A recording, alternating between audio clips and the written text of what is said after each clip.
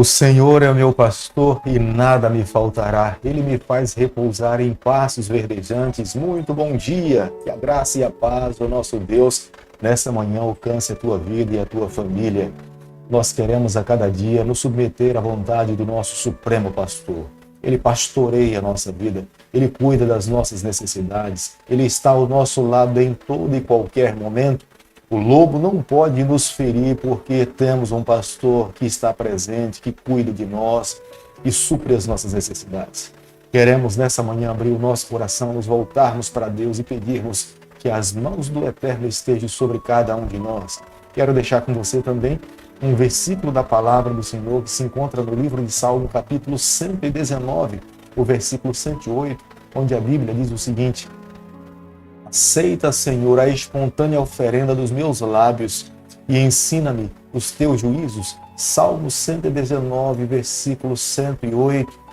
Aceita, Senhor, espontânea oferenda dos meus lábios e nos ensina os teus juízos. Nós, nessa manhã, estamos oferecendo para Deus as nossas oferendas, com os nossos lábios, com as nossas palavras, com as nossas orações, com ações de cânticos também. E clamemos a Deus nesse momento que Ele nos aceite, que aceite o nosso humilde louvor. A cada dia nesse canal nós estudamos um capítulo da palavra do Senhor. E nessa manhã eu quero convidar você a ter nas mãos a palavra do Senhor no livro de Jó, capítulo 7, o versículo 1. Não é penosa a vida do homem sobre a terra?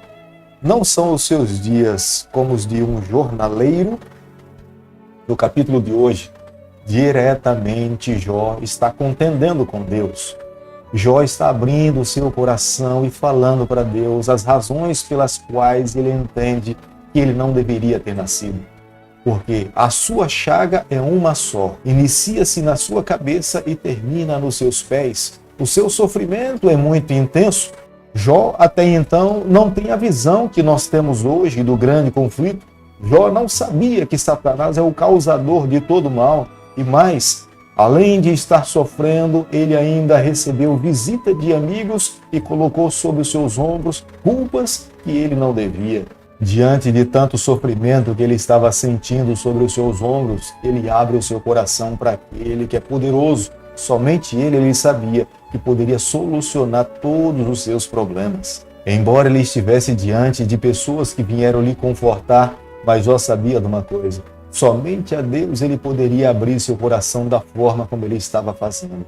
Se ele pudesse rasgar os céus e contemplar o olhar do seu Deus compassivo para com a sua vida, tenho certeza que as suas chagas e o seu sofrimento seria amenizado diante do olhar do Onipotente. Até porque um dia o próprio Deus permitiu que o seu filho viesse na cruz do Calvário e chagas foram abertas no seu corpo para que nós pudéssemos receber o direito da salvação.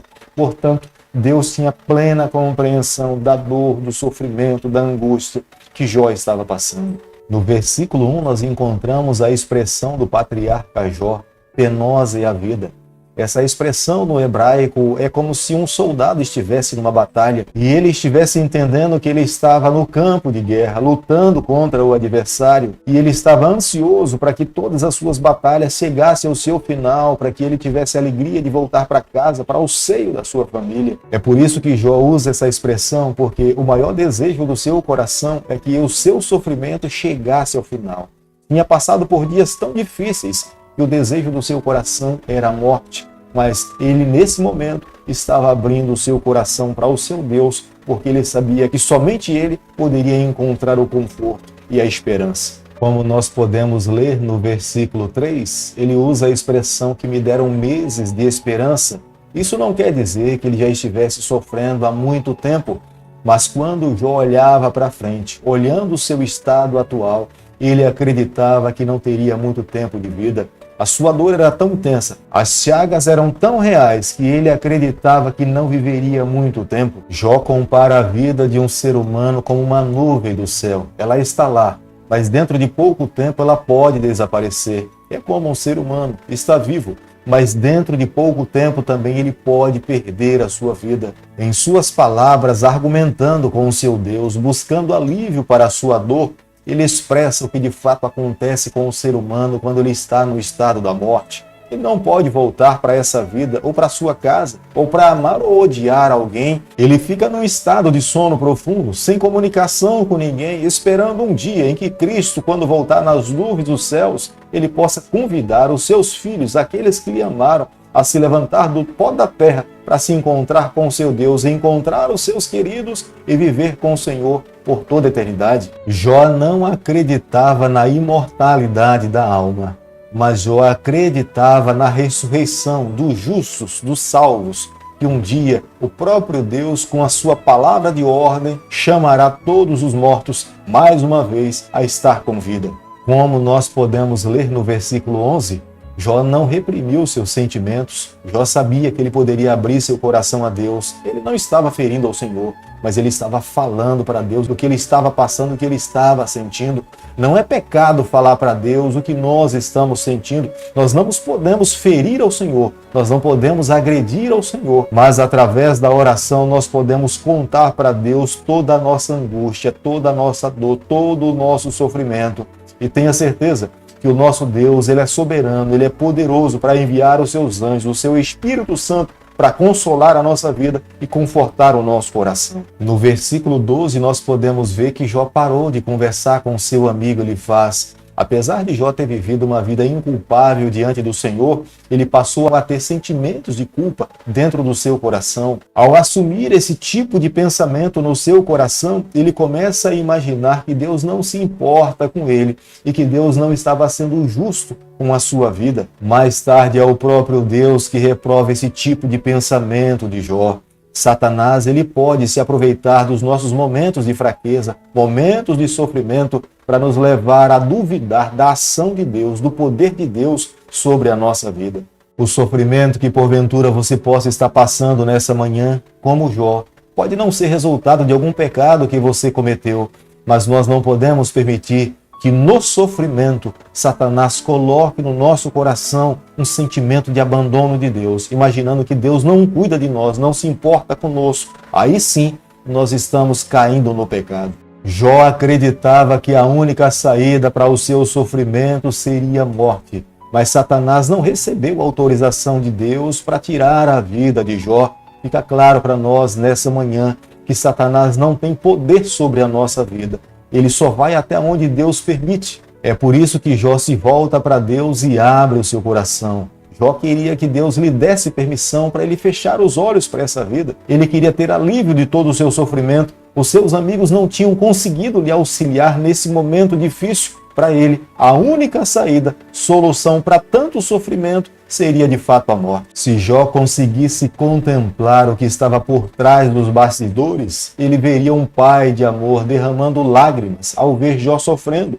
Deus sofre quando nós sofremos. Deus se compadece das nossas dores. Deus quer intervir nesse mundo de pecado para que nós possamos estar livres. Mas o Deus que nós servimos, ele lidera o universo. Ele precisa esperar no tempo de Deus. Como líder, somente ele sabe quando ele terá que intervir, quando ele terá que dar um ponto final na história do pecado, quando ele voltará aqui a essa terra para nos buscar, para estarmos livres por completo de todo o mal que nos atormenta. Embora Jó reconhecesse a sua integridade, ele conhecesse que estava andando retamente diante de Deus, mas Jó não se considera num estado de impecabilidade. Ele sabia que, como qualquer ser humano que está nesse mundo, ele poderia se envolver com os seus pecados.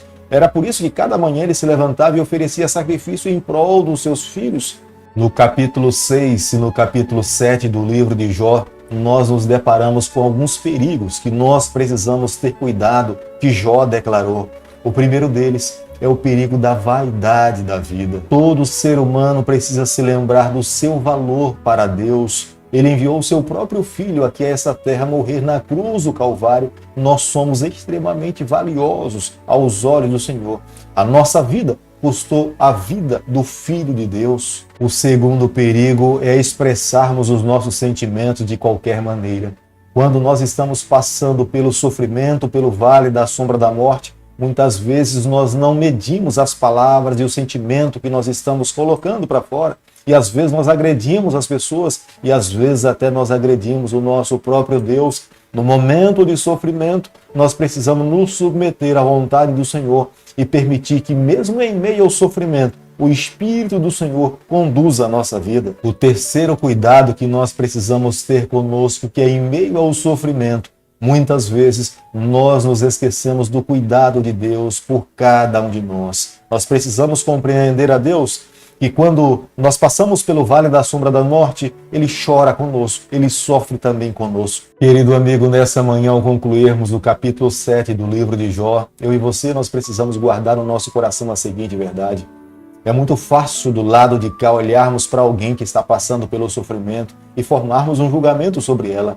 Mas quão difícil é alguém que está passando pelo vale da sombra da morte sobreviver e manter a sua fé acesa, segura no braço do Onipotente. O livro de Jó nos leva a entendermos de que dentro do grande conflito, todos nós somos passíveis de passar por dificuldades. Mas mesmo passando pelo vale da sombra da morte, nós jamais devemos nos esquecer que temos um Pai de amor, um Deus soberano, que um dia trará juízo a todas as ações dos seus filhos que estão nessa terra e justamente nos dará a recompensa diante das obras que nós vivemos. É por isso que nessa manhã eu convido você a mais uma vez nos voltarmos para o Senhor, abrirmos o nosso coração e permitirmos que Ele conduza a nossa vida.